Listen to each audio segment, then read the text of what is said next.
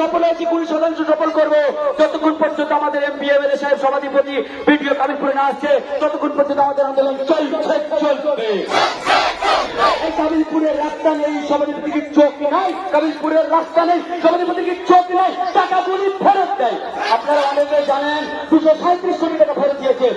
টাকাগুলি ফেরত দেয় সভাধিপতি। হাই হাই সভাধিপতি ঠিক ঠিক রাস্তা কানি পিড়ে হলো না কেন? সভাধিপতি জবাব দিন। আরে মিথ্যা প্রতিশ্রুতি দেওয়া হলো কেন? এমপি সাহেব জবাব দিন। আরে মিথ্যা প্রতিশ্রুতি দেওয়া হলো কেন? এমপি সাহেব জবাব দিন।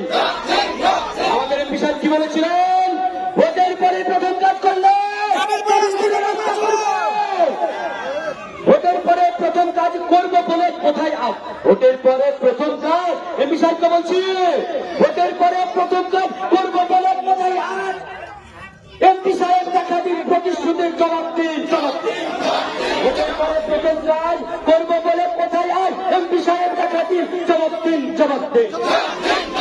প্রতিশ্রুতি নাই, কাজ চাই। এবার আমরা রাস্তা চাই। নতুন রাস্তা হলো না কেন? এমপি সাহেব জবাব দিন। এই নতুন রাস্তা হলো কেন? এমএলএ সাহেব জবাব দিন।